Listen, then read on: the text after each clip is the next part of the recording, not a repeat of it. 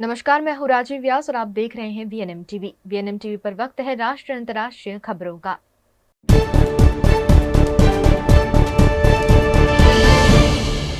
National intelligence agency ने आज शनिवार सुबह देश के 2 राज्यों महाराष्ट्र और कर्नाटक में कुल 44 ठिकानों पर छापे मारे। छापेमारी के बाद एजेंसी ने महाराष्ट्र से 13 लोगों को अरेस्ट किया है।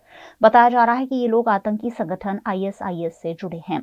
एनआईए ने महाराष्ट्र के 43 और कर्नाटक के 1 ठिकाने पर सर्च ऑपरेशन चलाया।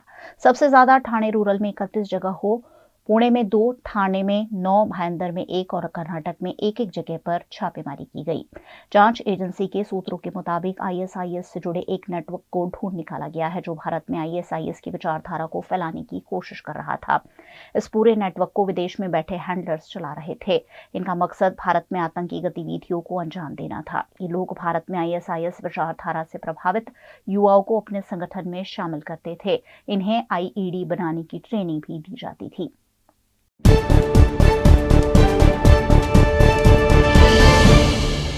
इजरायली सेना ने शुक्रवार देर रात गाजा की सबसे पुरानी उमारी मस्जिद पर हमला किया। इससे मस्जिद का बड़ा हिस्सा तबाह हो गया। बीबीसी के मुताबिक इस मस्जिद को 7वीं सदी में बनाया गया था। इस हमले के बाद हमास ने यूनेस्को से ऐतिहासिक इमारतों की सुरक्षा सुनिश्चित करने की बात कही है। जंग में अब तक 104 मस्जिदें तबाह हो चुकी है। वहीं इजरायली सेना को गाजा के एक स्कूल के क्लासरूम के नीचे सुरंग मिली।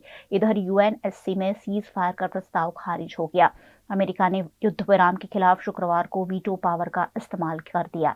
दरअसल अमेरिका का कहना है कि सीज फायर से हमास को फायदा होगा और वो हमले के लिए हथियार जुटा लेंगे। ये प्रस्ताव यूएई ने पेश किया था।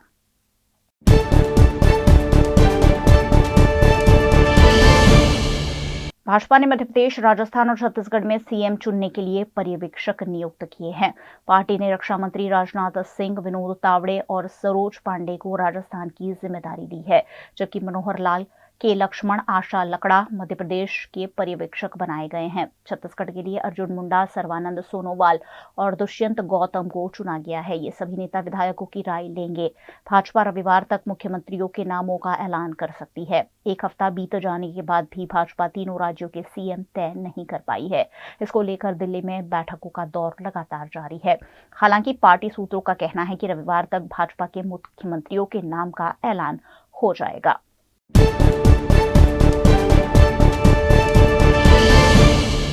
वनडे क्रिकेट वर्ल्ड कप 2023 का फाइनल मैच जिस पिच पर खेला गया उसे आईसीसी ने एवरेज रेटिंग दी है। आईसीसी ने कुल 6 मैचों की पिचों को औसत करार दिया है। उनमें से 5 भारत के मैच है।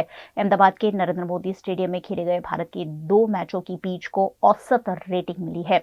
इनमें से एक भारत ने पाकिस्तान के खिलाफ खेला था और 7 विकेट से जीता था, जबकि दूसरा फाइनल मैच था जिसमें भारत को ऑस्ट्रेलिया से हार मिली थी। मुंबई के वानखेड़े स्टेडियम में 15 नवंबर को भारत और न्यूजीलैंड के बीच खेले गए पहले सेमीफाइनल मैच की पिच को आईसीसी ने क्लीन चिट दी है। इस पिच को लेकर इंटरनेशनल मीडिया ने काफी सवाल उठाए थे। मीडिया ने बीसीसीआई और टीम इंडिया पर पिच चेज करने का आरोप लगाया था। हालांकि आईसीसी ने इस पर सफाई दी थी कि जिस पिच पर भारत और न्यूजीलैंड के बीच सेमीफाइनल मैच खेला गया था वो पहले से तय थी। भारत ये मैच 70 रन से जीता था।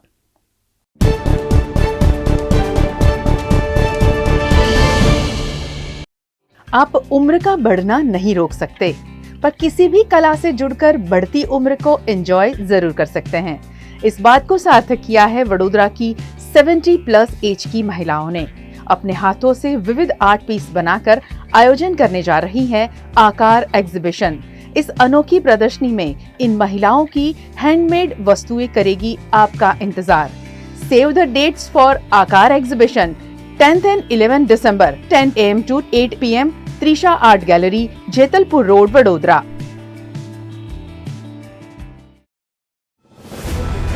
Part of the RR Global Conglomerate. With a presence in over 50 countries, RR Kabel is a leading Indian wires and cables brand. A wide range offering excellent quality and trustworthiness. RR also has a wide range of lighting solutions. Choose from several options that can light up your home or office. Presenting appliances from RR, increasing the style quotient of your home. Delivering convenience every day. RR fans, lighting solutions, air coolers, water heaters, irons and more. When it comes to trust, quality and convenience, ask for home appliances from RR Kabel, your one-stop electric goods solutions provider. Bharat ले रहा है electric अंगड़ाई। क्यों ना हम साथ चले, साथ चले, साथ बढ़े, साथ बढ़े, देश मेरे, देश मेरे। देश को ले जाए नई दिशा की ओर। आपका जॉय, भारत का जॉय। दर्शनम ओशन, वडोदरा के गोत्री वासना रोड पर 4 BHK स्काई विलास। आधुनिकता की परिकल्पना को साकार करता है दर्शनम ओशन आलीशान प्रोजेक्ट, जहां आपको खुद का घर लगेगा 5 स्टार होटल। वडोदरा सिटी के प्राइम लोकेशन, ग्रीनरी के बीच स्टनिंग एस्थेटिक लग्जरियस रेसिडेंस। सभी बेडरूम में अटैच वॉशरूम, ग्रीन स्पेस के साथ balcony, full ventilation, parking, lift, kids play area, swimming pool, club house, indoor games, garden, fire safety system और आपकी privacy का भी रखा गया है खास ख्याल। लग्जरियस लाइफस्टाइल का सपना जो आपने देखा है वो पूरा होगा दर्शनम ओशन में। आज ही विजिट करें दर्शनम ocean behind Gotri police station, Gotri वासना रोड, वडोदरा।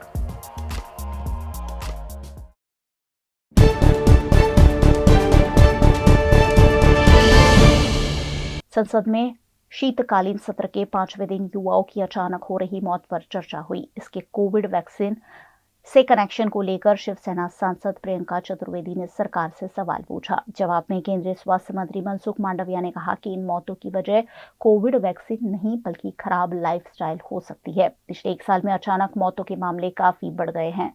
कई जिम में वर्कआउट करते तो कोई डांस करते करते गिर गया और मौत हो गई। नेशनल क्राइम रिकॉर्ड ब्यूरो के मुताबिक साल 2022 में देश भर में 56,653 लोगों की अचानक मौत हुई है। ये पिछले साल की तुलना में करीब 12% ज्यादा है। इनमें से 57% मौत हार्ट अटैक की वजह से हुई है।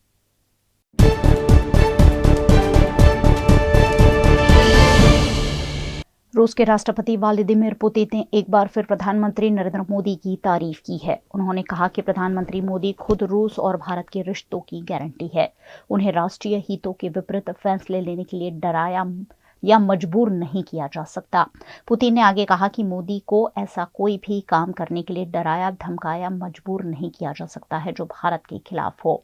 पुतिन मॉस्को में आयोजित 14वें VTB इन्वेस्टमेंट फोरम रूस कोलिंग में बोल रहे थे। इसी दौरान उन्होंने कहा कि रूस और भारत के रिश्ते लगातार डेवलप हो रहे हैं और इसकी गारंटी प्रधानमंत्री मोदी की नीति है।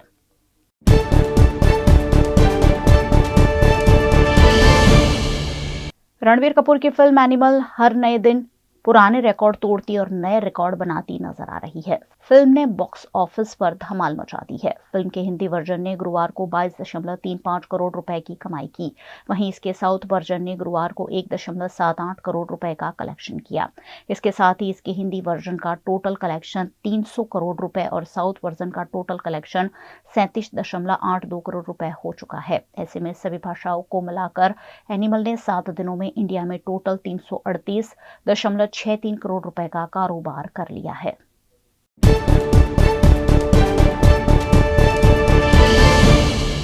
ब्रिटेन के भारतवंशी प्रधानमंत्री ऋषि सुनक के खिलाफ अवैध प्रवासियों और शरणार्थियों के मुद्दे पर बागी सुर तेज हो गए हैं। सत्तारूढ़ कंजर्वेटिव पार्टी के 3 बड़े नेता, पूर्व PM लीज ट्रस, पूर्व गृह मंत्री सुएला ब्रेवरमैन और पूर्व मंत्री रॉबर्ट जेनरिक सुनक के खिलाफ तख्तापलट की साजिश रच रहे हैं। ये तीनों नेता घोर कट्टरपंथी है। ये तीनों सुनक पर भारतवंशी होने के कारण अवैध प्रवासियों के मुद्दे पर नरम रुख अपनाने का आरोप लगा रहे हैं। सुनक के लिए तैयार किए गए अवैध प्रवासियों से जुड़े संशोधित रवांडा बिल को 12 दिसंबर को निचले सदन यानी हाउस ऑफ कॉमन्स में रखा जाएगा। इससे पहले सुनक विरोधी नेता ज्यादा से ज्यादा कंजर्वेटिव पार्टी के नेताओं को इस्तीफे के लिए लामबंद कर सकते हैं।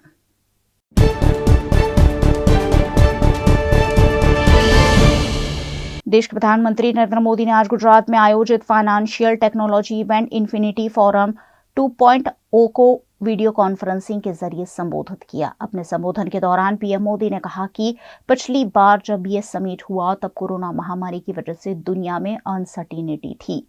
हर कोई ग्लोबल इकोनॉमी ग्रोथ को लेकर आशंका में था और ये चिंताएं आज भी खत्म नहीं हुई है। जियोपॉलिटिकल टेंशन, हाई इन्फ्लेमेशन और डेट लेवल की मुश्किलें भी थीं।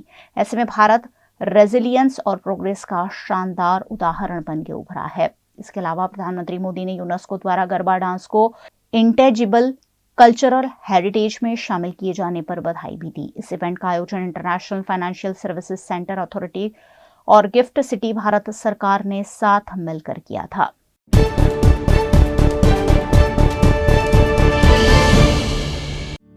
नए वर्ष पर नई डायरी चाहिए तो युग धर्म है ना। हर कलर्स, डिजाइन्स और हर वर्क के लिए डायरीज का वाइड कलेक्शन। व्यापारी से लेकर बिजनेसमैन तक, स्टूडेंट से लेकर हाउसवाइफ तक, हर किसी के लिए उनकी जरूरतों के मुताबिक की डायरी।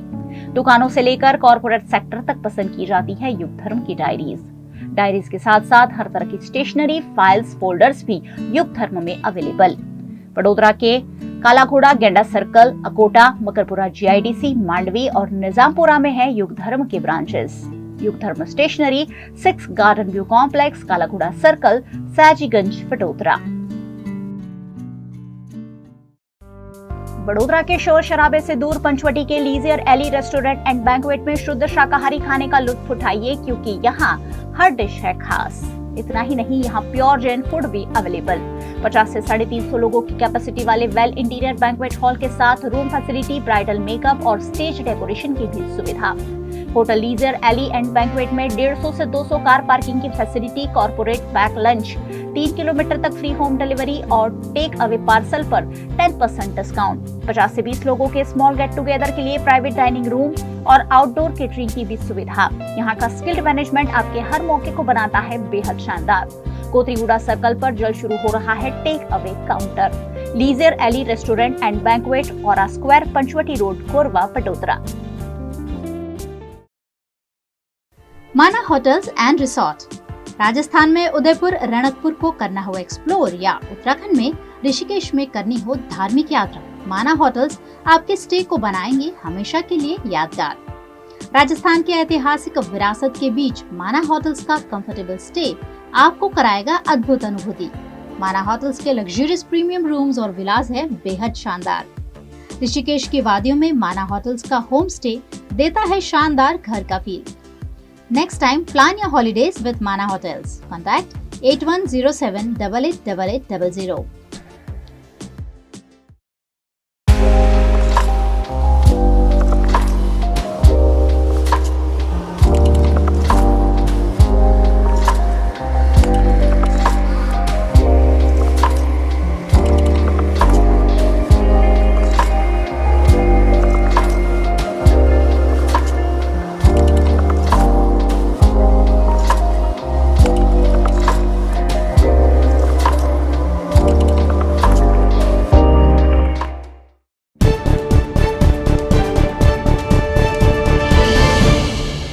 कांग्रेस सांसद धीरज साहू और उनके रिश्तेदारों और करीबियों के 3 राज्यों झारखंड, ओडिशा और पश्चिम बंगाल के 10 ठिकानों से आयकर विभाग को अब तक 300 करोड़ से ज्यादा का कैश मिल चुका है। ये छापेमारी बलदेव साहू एंड ग्रुप से जुड़ी हुई है। निदेशकों में अमित साहू, रितेश साहू और उदय शंकर प्रसाद का नाम शामिल है। शुक्रवार को तीसरे दिन 6 बड़ी और 6 छोटी मशीनों को जब्त रुपयों की गिनती में लगाया गया। अब भी गिनती जारी है। स्टेट बैंक के बोलांगीर और संबलपुर शाखा में 300 करोड़ रुपए से अधिक राशि की गिनती पूरी हो चुकी है।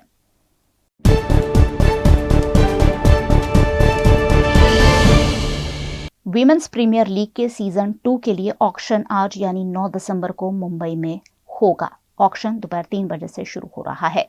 नीलामी के लिए 165 प्लेयर्स ने रजिस्ट्रेशन कराया है, जिनमें 104 भारतीय और 61 विदेशी खिलाड़ी है। विदेशों में 15 प्लेयर्स एसोसिएट नेशंस के भी हैं। लीग की 5 टीमों में फिलहाल 30 प्लेयर्स की ही जगह खाली है, जिनमें 9 स्लॉट विदेशी प्लेयर्स के लिए रिजर्व है। 5 टीमों में 17.65 करोड़ रुपए का पर्स है। इनमें चैंपियन मुंबई इंडियंस के पास सबसे कम 2.1 करोड़ रुपए ही है। WPL का दूसरा सीजन अगले साल फरवरी के तीसरे सप्ताह में शुरू हो सकता है। इसके मार्च में दूसरे सप्ताह तक खत्म होने की संभावना है।